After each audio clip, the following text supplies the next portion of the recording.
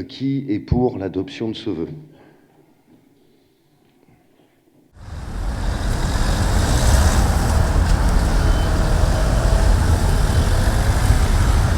Nous avons deux vœux qui ont été inscrits à notre ordre du jour.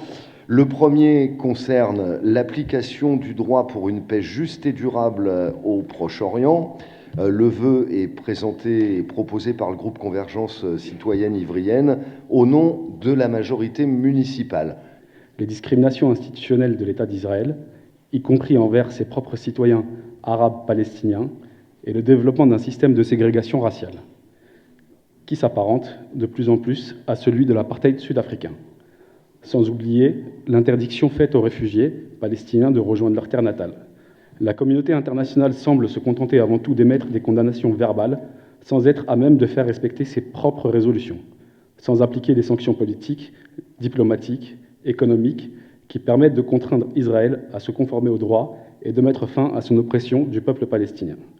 C'est dans ce contexte que 170 organisations de la société civile palestinienne ont lancé en 2005 un appel aux citoyens du monde afin qu'ils se mobilisent.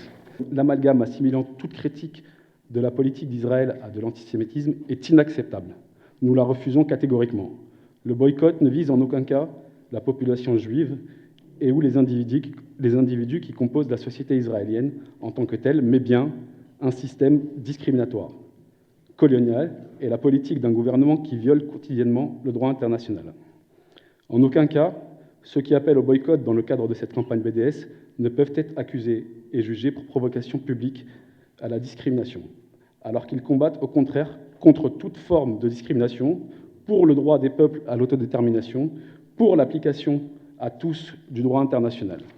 Par ce vœu, nous exprimons notre volonté d'examiner toutes les possibilités qui nous sont offertes pour répondre à ces exigences éthiques, et en particulier afin que ne soient pas acquis et distribués par les services de la ville des produits issus des colonies, produits reconnus comme illégaux par le droit international, et dont nous demandons d'ailleurs à la France de faire stopper les importations. Les marchandises produites dans les colonies israéliennes en Palestine sont proposées sur le marché français comme provenant d'Israël, alors que ce n'est pas le cas. Ceci constitue une tromperie manifeste, induisant les consommateurs et les municipalités en erreur et portant atteinte à leur liberté de choix. De nombreuses entreprises sont implantées dans ces colonies ou ont des activités en lien avec elles. Nous ne pouvons les soutenir. Permettez-moi de vous rappeler à ce titre que le Conseil des droits de l'homme des Nations Unies a adopté en mars 2015 une résolution votée par la France enjoignant les entreprises à cesser toute activité économique susceptible de contribuer au maintien ou à l'extension des colonies ou à l'exploitation des ressources naturelles du territoire occupé. Mesdames, Messieurs les élus, nous ne pouvons être complices de tant d'injustices et de déni de droit. Nous ne pouvons nous laisser faire et être complices de tant de crimes. Je vous soumets donc ce vœu qui vous permettra, je l'espère, de vous positionner clairement en faveur du droit international. Je vous remercie.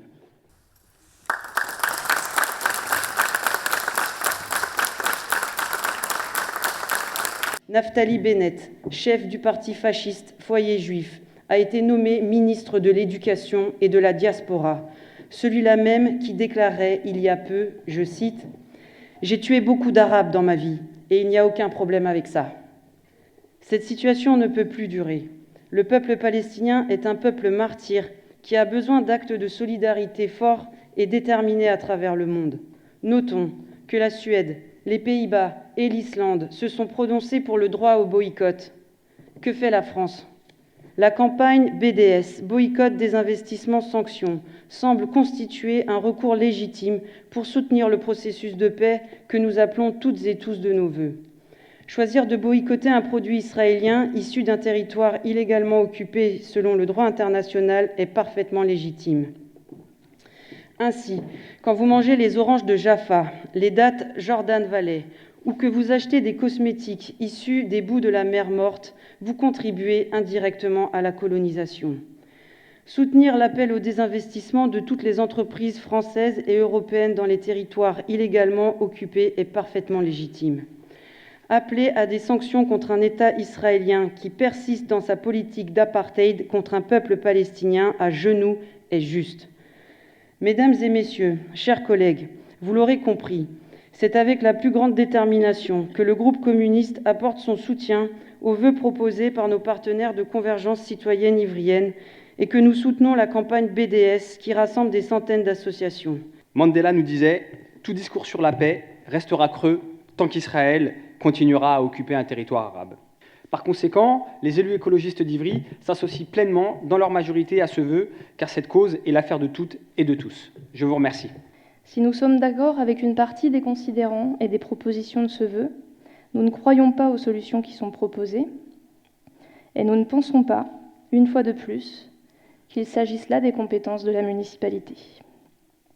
Conformément à notre position constante dans ce Conseil, nous ne prendrons pas part au vote. Nous ne tolérons pas de boycotter Israël d'une quelconque manière, ni les produits, ni les artistes, ni les universités. Le fait de voter ce soir un vœu sur le boycott n'est absolument pas un acte guerrier, c'est un acte responsable. Et d'ailleurs, je rappelle que ces problèmes de légalité, nous y avons été confrontés dans cette même assemblée communale plusieurs fois. Je pense notamment à toutes les mesures qu'on a prises à l'époque de l'apartheid, des vœux sur le boycott des produits venant d'Afrique du Sud. Au moment où on l'a pris, où Mandela était un prisonnier politique en Afrique du Sud, cette décision avait été déférée par le préfet du Val-de-Marne à l'époque parce que Mandela était considéré comme un terroriste. Je note qu'on est passé dans un trou de l'attention du préfet quand on a fait Marwan Barghouti citoyen d'honneur, parce que contrairement à ce qui s'est passé à Stein, notre délibération n'a jamais été déférée, elle a été validée. Je pense que le contrôle de légalité n'a pas dû la voir passer, ils étaient débordés ce jour-là. Donc, qui est pour l'adoption de ce vœu?